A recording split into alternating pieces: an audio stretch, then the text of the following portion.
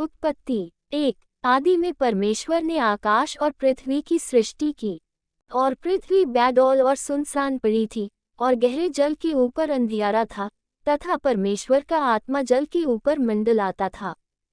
तब परमेश्वर ने कहा, उजियाला हो, तो उजियाला हो गया। और परमेश्वर ने उजियाले को देखा कि अच्छा है, और परमेश्वर ने उजियाले को अंधियारे से अलग किया। और परमेश्वर ने उजियाले को दिन और अंधियारे को रात कहा। तथा सांझ हुई फिर भोर हुआ। इस प्रकार पहला दिन हो गया। फिर परमेश्वर ने कहा, जल के बीच एक ऐसा अंतर हो कि जल दो भाग हो जाए। तब परमेश्वर ने एक अंतर करके उसके नीचे के जल और उसके ऊपर के जल को अलग अलग किया, और वैसा ही हो गया। और परमेश्वर ने उस अंतर को आकाश कहा। तथा सांझ हुई फिर भोर हुआ। इस प्रकार दूसरा दिन हो गया। फिर परमेश्वर ने कहा, आकाश के नीचे का जल एक स्थान में इकट्ठा हो जाए और सूखी भूमि दिखाई दे, और वैसा ही हो गया। और परमेश्वर ने सूखी भूमि को पृथ्वी कहा, तथा जो जल इकट्ठा हुआ उसको उसने समुद्र कहा। और परमेश्वर ने देखा कि अच्छा है। फिर परमेश्वर ने कहा, पृथ्वी से हरी घास तथा बीज वाले छोटे छोटे पेड़ और फलदायी वृक्ष भी, जिनके बीज उन्हीं में एक एक की जाति के अनुसार होते हैं, पृथ्वी पर उगे, और वैसा ही हो गया। तो पृथ्वी से हरी घास और छोटे छोटे पेड़ जिनमें अपनी अपनी जाति के अनुसार बीज होता है, और फलदायी वृक्ष जिनके बीज एक एक की जाति के अनुसार उन्हीं में होते हैं, उगे। और परमेश्वर ने देखा कि अच्छा है। तथा सांझ हुई फिर भोर हुआ। इस प्रकार तीसरा दिन हो गया। फिर परमेश्वर ने कहा, दिन को रात से अलग करने के लिए आकाश के अंतर में ज्योतियां हों, और वे चिन्हों और नियत समयों और दिनों और वर्षों के कारण हों। और वे ज्योतियां आकाश के अंतर में पृथ्वी पर प्रकाश देने वाली भी ठहरें, और वैसा ही हो गया। तब परमेश्वर ने दो बड़ी ज्योतियां बनाई, उनमें से बड़ी ज्योति को दिन पर प्रभुता करने के लिए, और छोटी ज्योति को रात पर प्रभुता करने के लिए बनाया, और तारागण को भी बनाया। परमेश्वर ने उनको आकाश के अंतर में इसलिए रखा कि वे पृथ्वी पर प्रकाश दें, तथा दिन और रात पर प्रभुता करें, और उजियाले को अंधियारे से अलग करें। और परमेश्वर ने देखा कि अच्छा है। तथा सांझ हुई फिर भोर हुआ।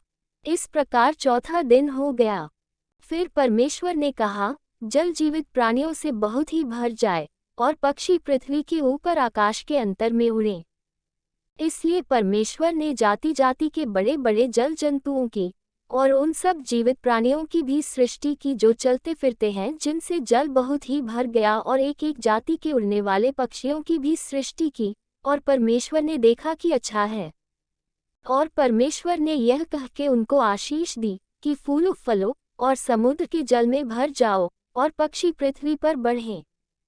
तथा सांझ हुई फिर भोर हुआ। इस प्रकार पांचवा दिन हो गया। फिर परमेश्वर ने कहा, पृथ्वी से एक एक जाति के जीवित प्राणी, अर्थात घरेलू पशु और रेंगने वाले जंतु और पृथ्वी के वन पशु, जाति जाति के अनुसार उत्पन्न हो, और वैसा ही हो गया।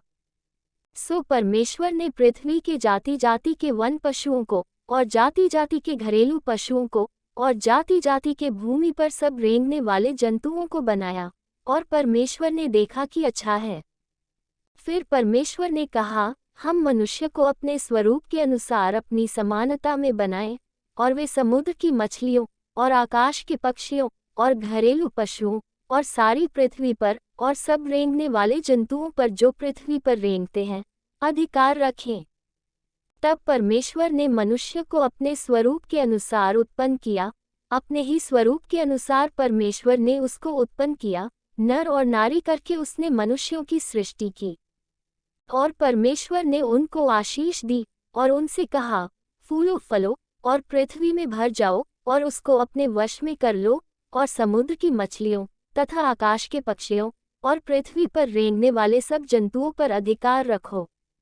फिर परमेश्वर ने उनसे कहा, सुनो, जितने बीज वाले छोटे छोटे पेड़ सारी पृथ्वी के ऊपर हैं, और जितने वृक्षों में बीज वाले फल होते हैं, वे सब मैंने तुमको दिए हैं, वे तुम्हारे भोजन के लिए हैं। और जितने पृथ्वी के पशु और आकाश के पक्षी और पृथ्वी पर रेंगने वाले जंतु हैं, जिनमें जीवन के प्राण हैं, उन सबके खाने के लिए मैंने सब हरे हरे छोटे पेड़ दिए हैं। और वैसा ही हो गया। तब परमेश्वर ने जो कुछ बनाया था, सबको देखा, तो क्या देखा कि वह बहुत ही अच्छा है। तथा सांझ हुई फिर भोर हुआ। इस प्रकार छठवां दिन हो गया।